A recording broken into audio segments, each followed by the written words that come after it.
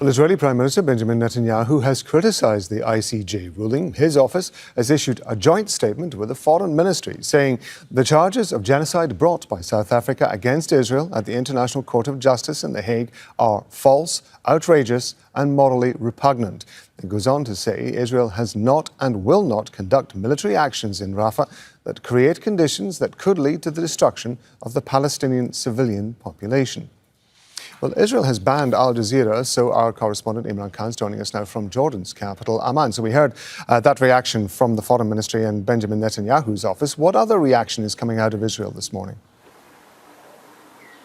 Well, that reaction from Prime Minister Benjamin Netanyahu came as a direct result of an emergency meeting that he called with the Foreign Minister, Israel Katz, also with Benny Gantz, who's a member of the War Cabinet, and the government's top judicial advisor. That's how seriously they're taking this ICJ ruling. Also, we heard from the Finance Minister, Bezalel Smotrich. He said the state of Israel is at a war for its existence. In sad times in history, we couldn't stand on our own. Today, the Jewish people have the independence and ability to protect their lives.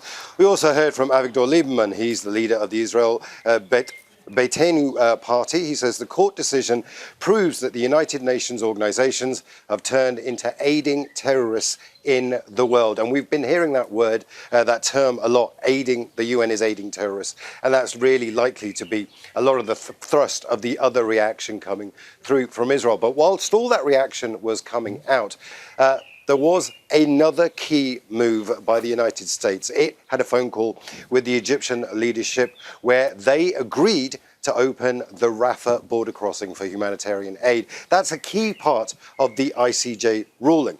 Is it a coincidence? Well, if you're listening to Israeli political commentators, what they're saying is this is America coming to Israel's rescue. This is the first part of America turning around to the ICJ and saying, OK, the things that Israel can do, it will do. Remember, Israel has to respond to the ICJ within a month. If Rafah is open, that's certainly one strong response that Israel will have.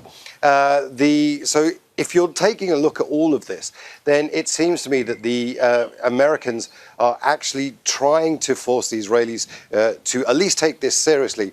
But they're not going to stop giving them weapons. They're not going to stop giving them money. Indeed, the Americans have been absolutely clear. Israel has the right to defend itself, and it has the right to go after Hamas. And that's something that will put them on a collision course with the International Court of Justice. Imran Khan in Jordan's capital, Amman. Imran, thank you.